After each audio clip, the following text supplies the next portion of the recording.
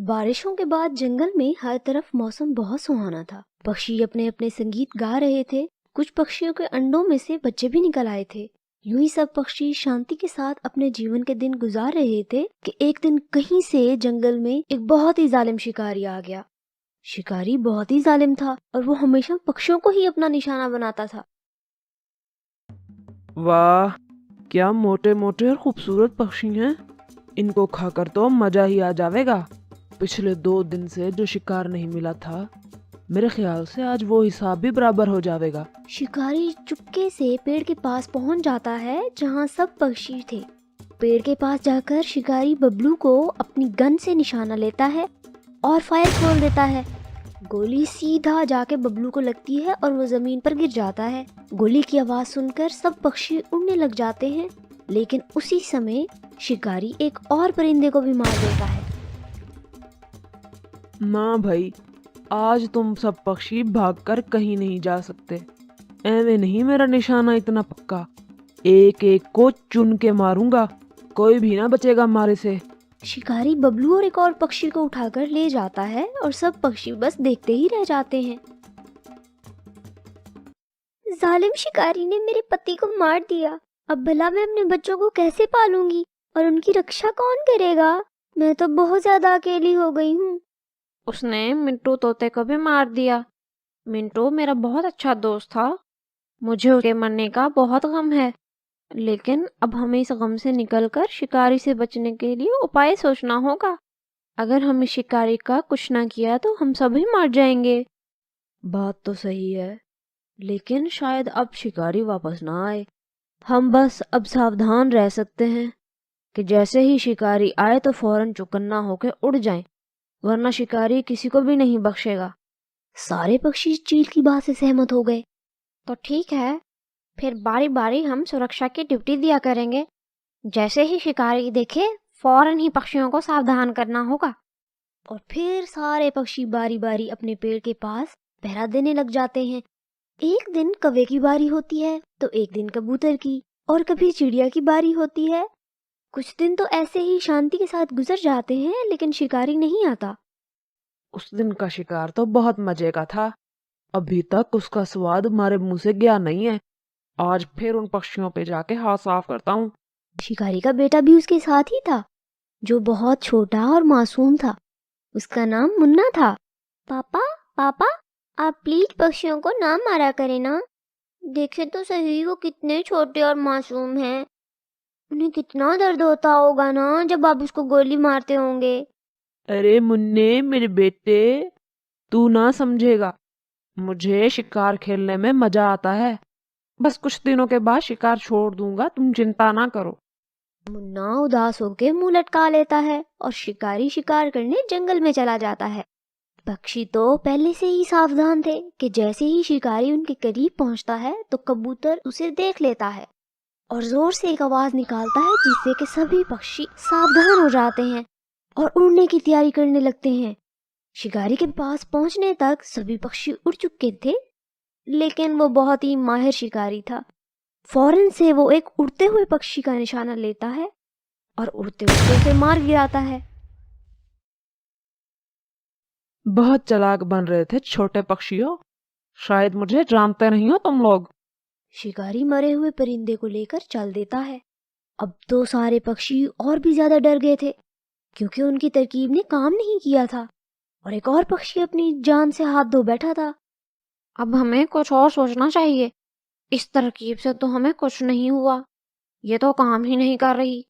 ऐसे ही चलता रहा तो हम में से कोई भी नहीं बचेगा। तो सब मिलकर कुछ सोचो कि हमें क्या करना चाहिए। कालू वैसे ही बहुत बुद्धिमान था। उसके माइंड में फौरन से एक आइडिया आता है। मेरे दिमाग में एक आइडिया आया है कबूतर। तुम ऐसा करो, अभी जाओ और देखो कि शिकारी शिकार लेकर कहाँ जा रहा है। उसके ठिकाने का पता चलाओ, फिर हम इसका कोई उपाय निकालते हैं। हम दूसरे जंगल वालों की तरह नहीं है कि चुप करके बैठे रहें। ठीक है, अभी ऊंची उड़ान भर के जाता हूँ और देखता हूँ कि वो कहाँ जाता है। कबूतर उड़कर शिकारी को देखता है कि वो किस दिशा में जाता है। कबूतर शिकारी का पीछा करते करते उसके ठिकाने तक पहुंच जाता है। कबूतर उसके ठिकाने के पास बच्चे को भी देखता है और वो समझ जाता है कि ये शिकारी का ही बच्चा है। अब जाकर सबको इस ठिकाने का बताता हूँ और इस बच्चे का भी बताता हूँ। कबूतर उड़कर वापस अपने जंगल आ जाता है। कालू, शिकारी यहाँ से कुछ दूर इंसानों की बस्ती के पास रहता है और पता है वहां मैंने एक छोटा बच्चा भी देखा है। मुझे लगता है वो शिकारी का ही बच्चा है। तो मतलब मैंने सही सोचा था कि शिकारी का बच्चा जरूर होगा। अब मेरे माइंड में एक प्लान आया है। अब हम शिकारी और उसके ठिकाने पर नजर रखेंगे। जैसे ही शिकारी शिकार करने के लिए जंगल की तरफ आने लगेगा, हम उसके ठिकाने पे पहुंच जाएंगे और फिर मैं उसे बताऊंगा कि किसी पक्षी को कैसे मारते हैं। मगर हम वहां जाकर करेंगे भी तो क्या करेंगे, ये तो बताओ। शिकारी अगर घर वापस आ गया तो हमें तो वहीं मार देगा।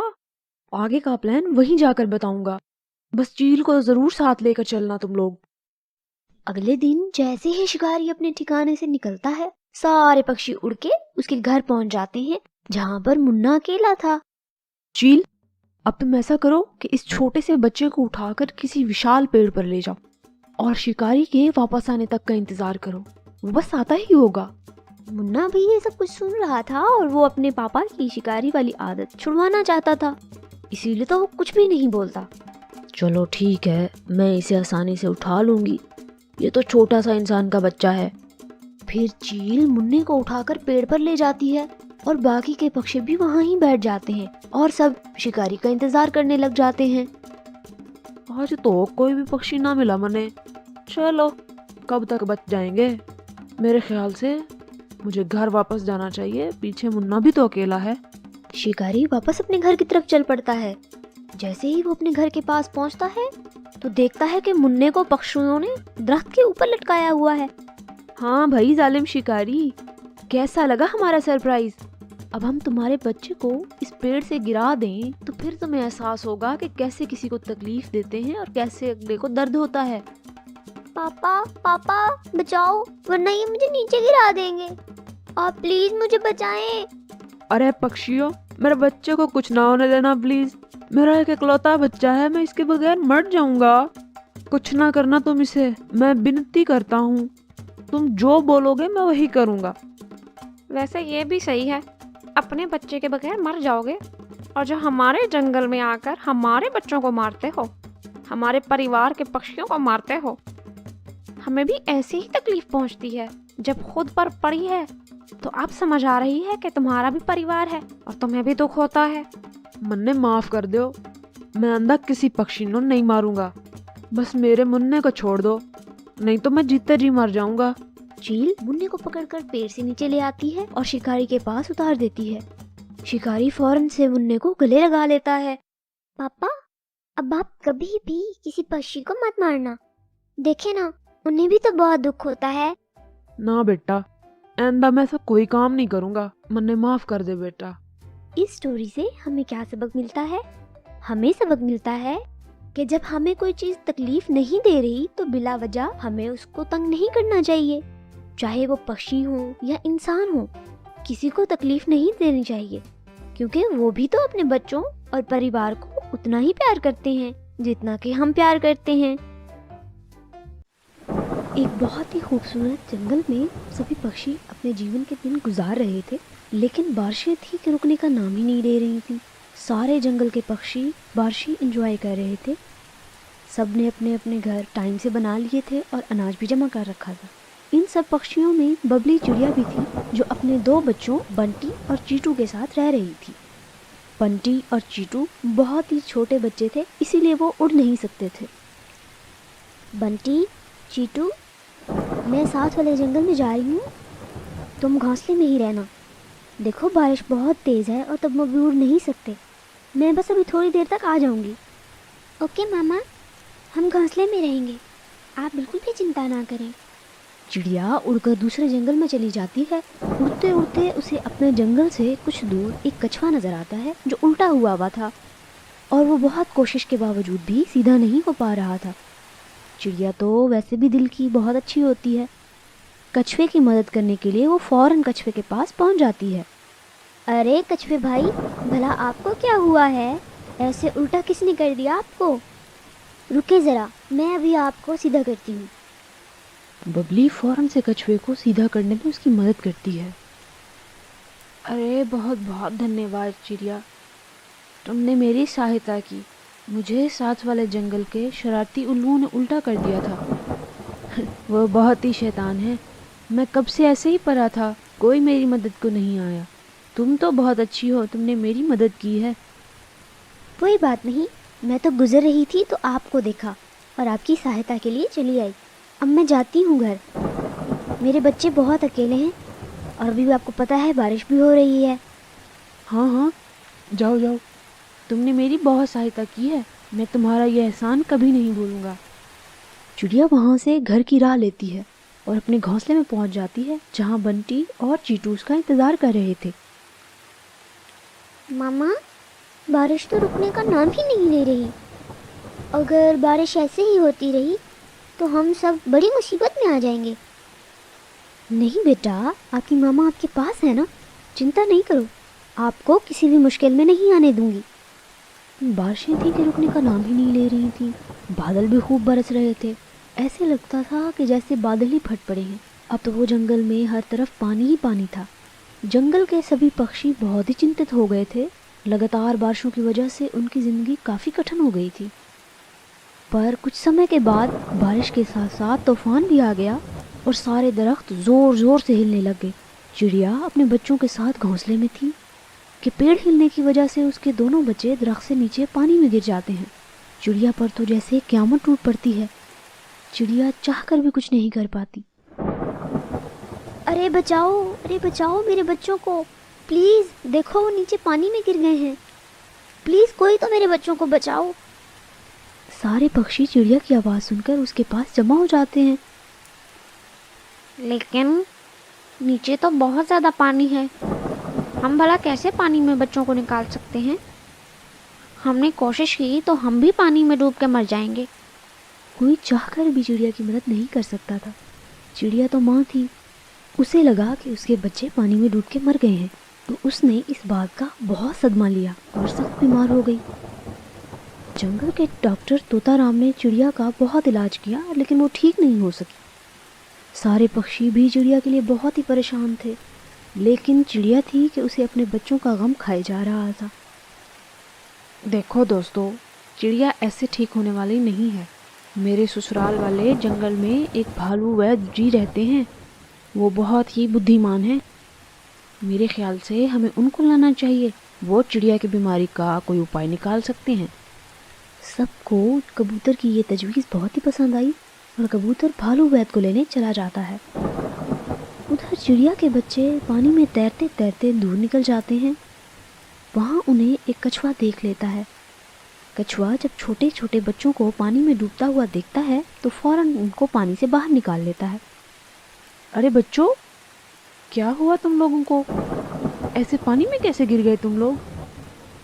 बंटी और टीटू कछुए को सब बताते हैं कि कैसे बारिश और तूफान के कारण वो पानी में गिर गए थे और कैसे वो अपने जंगल से बहुत दूर आ चुके हैं।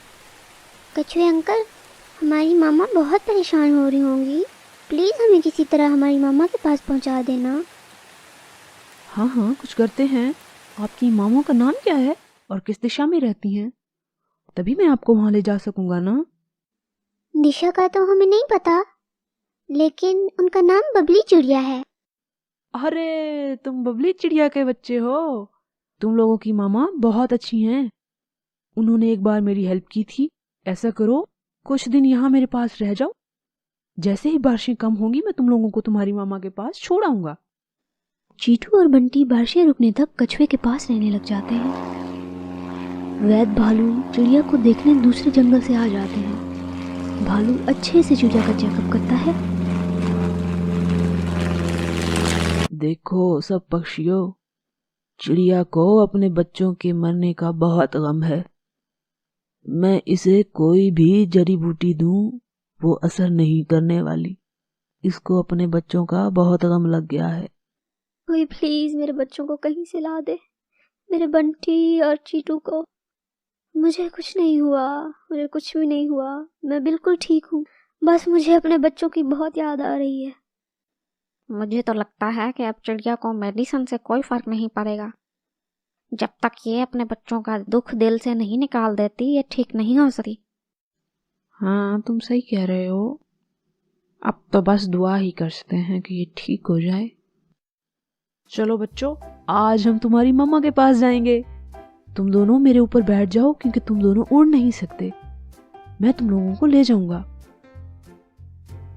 कछुआ बंटी और चीटू को अपने ऊपर बिठाकर आहिस्ता आहिस्ता उनके जंगल की तरफ लेकर चलता है। लेकिन काफी समय के बाद धीरे धीरे चलते हुए कछुआ उनको उनके जंगल लेकर पहुंच जाता है। सारे पक्षी ऐसे बंटी और चीटू को देखकर हैरान रह जाते हैं, क्योंकि वो समझ रहे थे कि वो तो पानी में डूब के मर गए होंगे। जैसे ही चिड़िया बंटी और चीटू को देखती है, उसकी बीमारी तो फौरन भाग जाती है। वो अपने दोनों बच्चों को भाग के गले लगा लेती है। कहाँ चले गए थे तुम मेरे बच्चे? पता है आपके बगैर अपनी मामा की क्या हालत हो गई थी। शुक्र है तुम दोनों वापस आ गए हो। अरे चिड़िया बहन, ये तो पानी में डूब रहे थे तो मैंने देख लिया और इनको बचा लिया। वो तो बाद में मुझे पता चला कि ये तो तुम्हारे बच्चे हैं, तो मुझे और भी अच्छा लगा। याद है ना आपको, आपने पहले भी मेरी जान बचाई है। जी मुझे याद है कछुए भाई, आपका बहुत बहुत धन्यवाद। आपने मेरे बच्चों की जान बचाई, वरना मैं अब तक इनके गम में मर जाती। सही कहते हैं कालू, माँ का प्यार बहुत ही सच्चा होता है।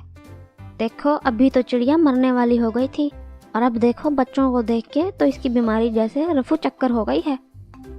ऐसे लग रहा है जैसे तो कुछ हुआ ही ना हो इसको। हाँ, सही कह रहे हो। माँ चीज ही ऐसी है। देखो, चिड़िया तो अब कितनी खुश है। और ऐसे सारे पक्षी फिर से हंसी खुशी रहने लग जाते हैं। इस स्टोरी से हमें क्या सबक मिलता है?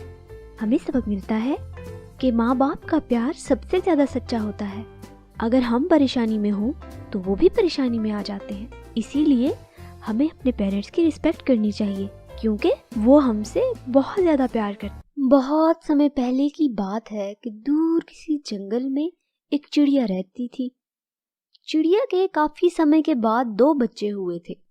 वो तो हर समय उसकी देखभाल में लगी रहती थी। चिड़िया बहुत ही ज्यादा खुश थी। देखो तो सही, मेरे बच्चे कितने प्यारे हैं। मैं इनकी अच्छे से रक्षा करूंगी और तरबियत करूंगी, ताकि बड़े होकर भी ये बहुत ही अच्छे और दूसरों के काम आने वाले पक्षी बने। हाँ ना, कितने प्यारे हैं ये। अच्छा, तुम यहीं बैठो, मैं ना पास के जंगल में जाता हूँ और तुम्हारे बच्चों के लिए भोजन लेकर आता हूँ। हाँ कबूतर भाई, आप ले आए भोजन। कबूतर ये बोलकर चिड़िया और उसके बच्चों के लिए भोजन लेने चला जाता है।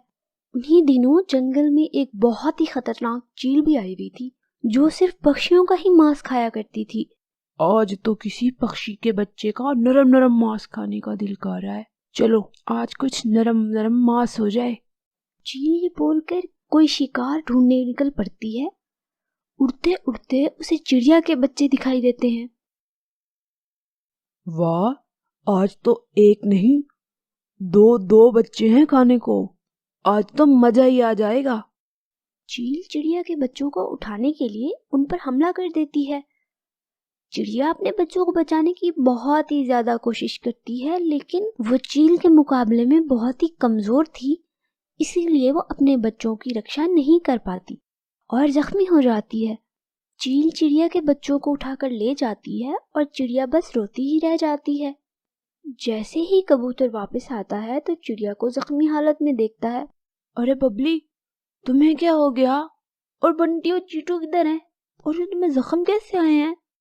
चिड़िया रोते रोते कबूतर को सारी बात बता देती है। सारे पक्षी बबली के लिए बहुत चिंतित थे। चिड़िया ने भी इस वाकये के बाद चुप चुप रहना शुरू कर दिया था। उसकी तो जैसे जिंदगी के रंग ही खत्म हो गए थे। कोई बात नहीं चिड़िया, चिंता क्यों करती हो? तुम्हारे दोबारा बच्चे पैदा हो जाएंगे और देखना वो पहले वालों से ज्यादा ही प्यारे और खूबसूरत होंगे। चिड़िया हर एक पक्षी की बात सुनती थी और चुप कर जाती थी। यही दिन लगातार गुजरते जा रहे थे कि चिड़िया के दोबारा 2 बच्चे हुए। ये तो वाकई पहले वालों से ज्यादा ही खूबसूरत है। अब की बार मैं इनकी ज्यादा रक्षा करूंगी। ताकि इस बार कोई भी पक्षी आकर मेरे बच्चों को न खा सके। लेकिन चील थी कि उसके मुंह को तो नरम नरम मांस का स्वाद ही लग गया था। चलो आज फिर जाती हूँ, कोई ना कोई पक्षी मिल ही जाएगा, यहाँ रही तो भूखी ही मर जाऊंगी। चील आज फिर जंगल में निकल जाती है और उसकी नजर फिर से चिड़िया के बच्चों पर पड़ जाती है। चील फिर से चिड़िया के बच्चों पर हमला कर देती है।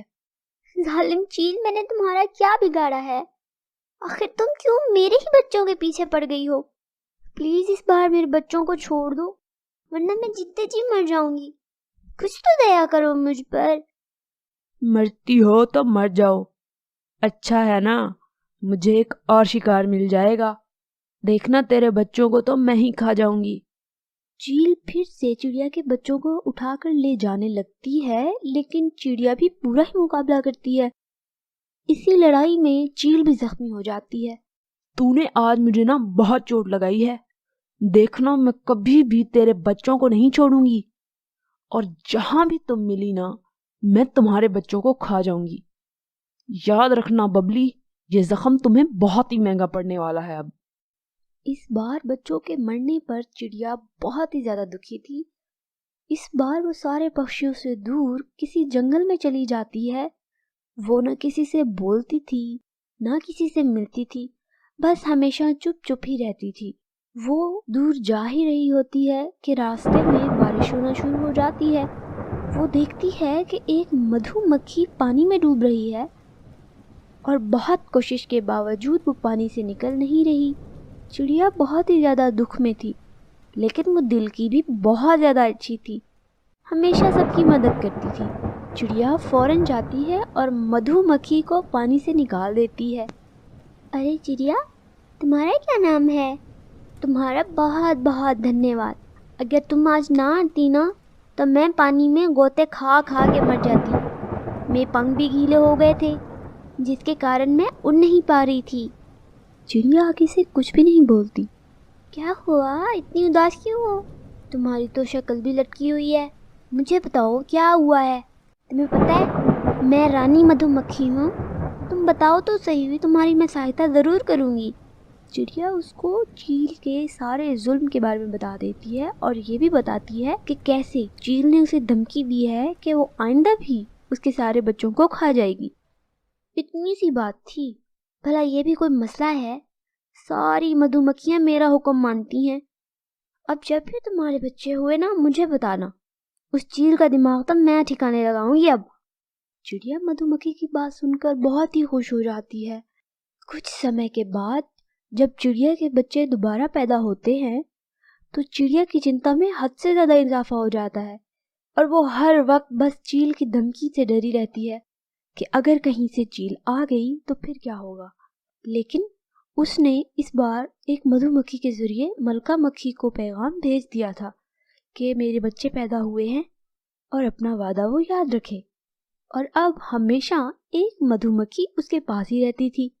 चील को जैसे ही चिड़िया के बच्चों का पता लगता है तो वो अपना बदला लेने आ जाती है।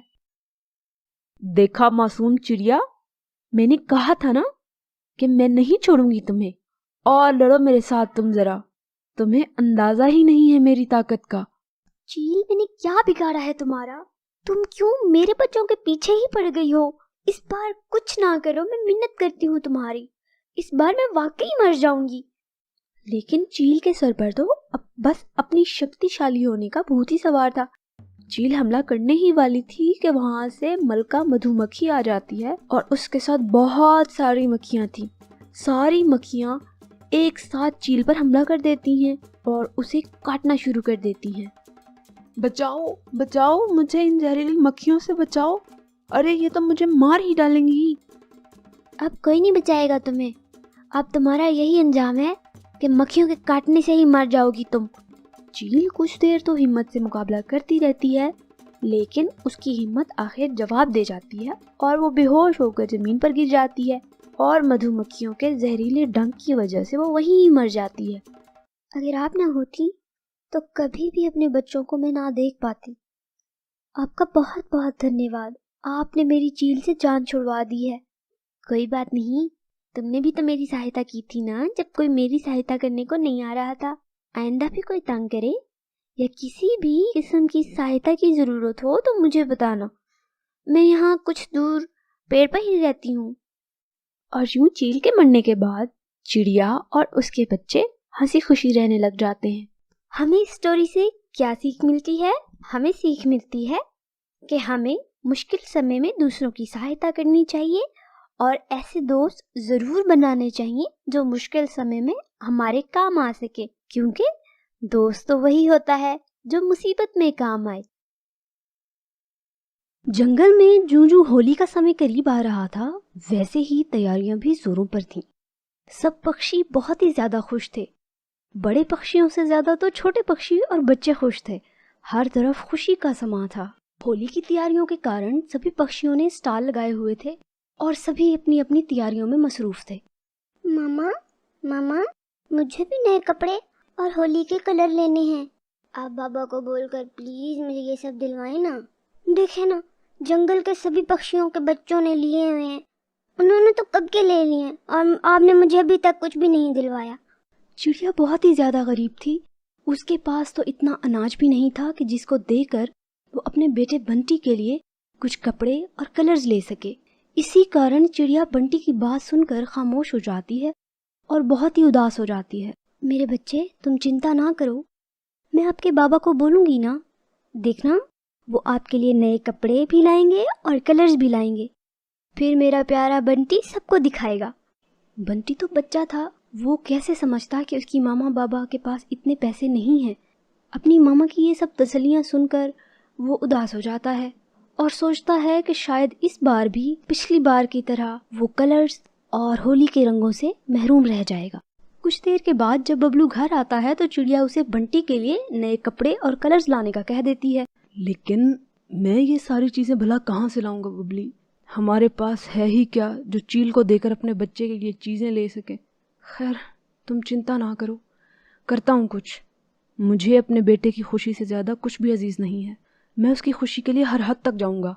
अगले दिन बबलू सबसे पहले चील के पास जाता है, जिसकी जंगल में सबसे बड़ी शॉप थी। होली की वजह से उसने अपनी शॉप में कलर्स, कपड़े और बच्चों के लिए खिलौने और ऐसी बहुत सी चीजें रखी हुई थी। लेकिन चील बहुत ही अकड़ और गुस्से वाला था। बबलू डरते हुए चील को देखता है। चील भाई, इस बार मेरे पास अनाज या मांस नहीं है, लेकिन मेरा बेटा बंटी बहुत ही जिद कर रहा है नए कपड़ों और खिलौनों के लिए। अगर आप मुझे कुछ चीजें दे दें तो मैं कुछ दिनों के बाद इसके बदले में आपको कुछ लाकर दे दूंगा, लेकिन अभी के लिए अगर आप कृपा कर दें तो। अरे जाओ जाओ, मैं कौन सा जंगल के गरीबों का ठेका लिया हुआ है? हर चीज पैसों और अनाज की मिलेगी। पैसे हैं या अनाज है तो ठीक, वरना फ्री में कुछ नहीं मिलेगा तुम्हें। अब मेरा टाइम ज़ाया नहीं करो और जाओ यहाँ से, मुझे और भी बहुत कुछ बेचना है।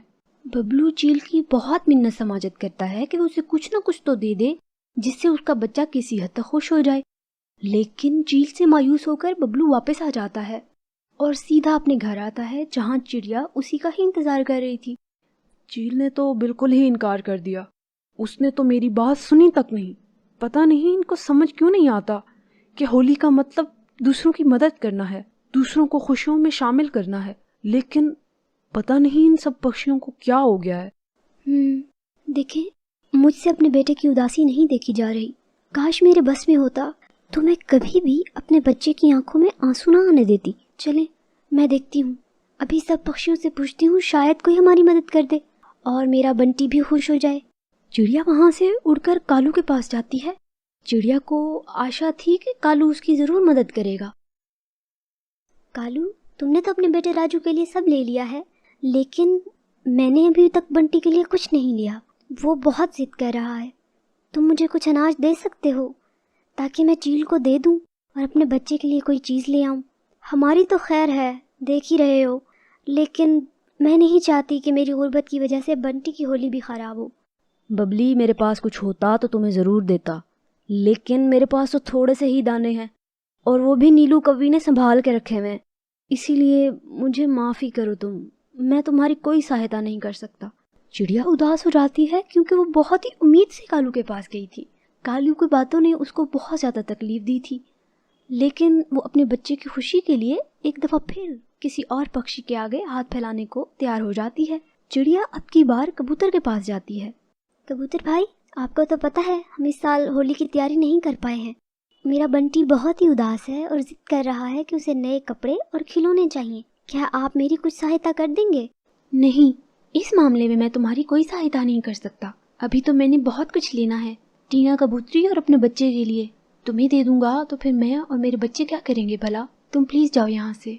सब पक्षियों का ऐसा बर्ताव देखकर चिड़िया की आंखों में आंसू आ जाते हैं। काश हम भी अमीर होते तो आज इन सब पक्षियों की ऐसी बातें ना सुननी पड़ती मुझे। तो चिड़िया को कोई भी आस और उम्मीद नजर नहीं आ रही थी। चिड़िया बोझल पंखों के साथ वापस घर की राह लेती है। आज तो उसके पर भी उसका साथ नहीं दे रहे थे। वो घर जाकर बंटी की उदास शक्ल नहीं देख सकती थी। ऐसे ही ख्यालों में उड़ते उड़ते चिड़िया घर पहुंच जाती है। बंटी बैठा अपनी मामा का इंतजार कर रहा था कि वो कब आए और उसके लिए कपड़े और ढेर सारे खिलौने लेकर आए। लेकिन अपनी मामा के हाथ खाली देखकर वो बस चुप हो जाता है और कुछ नहीं बोलता। लेकिन चिड़िया को तो उसके चेहरे की उदासी दिख जाती है। इसी सब में रात हो जाती है। जंगल में हर तरफ खुशियों का शोर था, लेकिन बंटी का घर और दिल वही एक जगह थी जहाँ सिर्फ उदासी और दुख था। चिड़िया सोने ही लगी थी कि वहां पर एक बहुत ही खूबसूरत सी परी हाजिर हो जाती है। चिड़िया तो उसे देखकर हैरान ही रह जाती है। बंटी और बबलू भी उठकर बैठ जाते हैं। मैं आज के दिन सबको देख रही हूँ कि अगर कोई गरीब है और होली की खुशियाँ नहीं मना सकता तो मैं उसकी हेल्प कर रही हूँ। जैसे ही मुझे छोटू बंटी की उदासी का पता चला तो मैं फौरन यहाँ आ गई तुम्हारी सहायता करने। चिंता करने की ज़रूरत नहीं है। बंटी भी होली मनाएगा और नए कपड़ों और खिलौनों के साथ ही मनाएगा। परी ये कहकर अपने जादू से वहाँ बहुत सारे गिफ्ट्स और चीजें हाजिर कर देती है। सबकी आंखें खुली की खुली रह जाती हैं। बंटी भागकर गिफ्ट्स के पास आता है। परी आंटी, क्या ये सब मेरी चीजें हैं? ये कितनी प्यारी हैं ना सब। मैं अपने सब दोस्तों को दिखाऊंगा, आप देखना। हाँ हाँ, सब तुम्हारा है। अब उदास मत होना और ना ही रोना। जब भी कोई चीज की जरूरत हो या किसी भी सहायता की जरूरत हो तो बस मुझे याद कर लेना, मैं आ जाऊंगी। अपने बच्चे की खुशी देखकर चिड़िया तो ऐसे हो गई जैसे कुछ हुआ ही नहीं था। आपका बहुत बहुत धन्यवाद। हम बहुत तकलीफ और दुख में थे। मुझसे बंटी की उदासी देखी नहीं जा रही थी और अब देखें कितना प्यारा लग रहा है। कोई बात नहीं, तुम दिल की बहुत अच्छी हो चिड़िया। अगर सब पक्षियों का दिल तुम जैसा हो जाए तो ये जंगल स्वर्ग बन जाएगा। अगली सुबह जैसे ही सारे पक्षी इकट्ठे होते हैं, परी भी वहीं पर मौजूद होती है। कितने शर्म और अफसोस की बात है कि तुम में से किसी ने भी चिड़िया की थोड़ी सी भी सहायता नहीं की। हालांकि चिड़िया तुम सबकी कितनी हेल्प करती रहती है। क्या आप सबके नजदीक अपने लिए कपड़े लेना और कलर्स लेना और सारा कुछ अपने लिए ही करना ही होली है? ऐसा नहीं है। होली तो हमें दूसरों से प्यार करने की और गरीबों की मदद करने की ये बात सिखाती है ना। सारे पक्षी ये सुनकर शर्मिंदा हो जाते हैं। ऐसा ही है परी दीदी, दूसरों के लिए जीना ही असल जीना है। हमें चिड़िया की मदद करनी चाहिए थी। अब हमें माफ कर दें। माफी मुझसे नहीं, चिड़िया से मांगो जिसका तुम सब लोगों ने दिल दुखाया है। नहीं नहीं, मैं किसी से नाराज नहीं हूँ। होली का तो मतलब ही यही होता है कि आप जिनसे नाराज हो उनको गले लगाया जाए। इसीलिए मैंने इन सबको माफ किया। चलिए आइए सब मिलकर होली मनाते हैं। और यूं वो सब अपनी अपनी नाराजगियां भूलकर होली मनाने लग जाते हैं। तो हमें इस स्टोरी से क्या सीख मिलती है? हमें सीख मिलती है कि होली हो या दिवाली या कोई भी और त्योहार हो, इसका मतलब सिर्फ नए कपड़े लेना और खुद के लिए चीजें लेना बिल्कुल भी नहीं है, बल्कि इसकी असल रूह तो ये है कि अपने इर्द गिर्द के गरीब लोगों को भी, जो इन खुशियों में शरीक नहीं हो सकते, उनकी भी सहायता करें और उनको भी खुशी में शामिल करने की भरपूर कोशिश करें। ऐसा करने के साथ आपको भी खुशी मिलेगी और साथ साथ अंदरूनी शांति भी मिलेगी।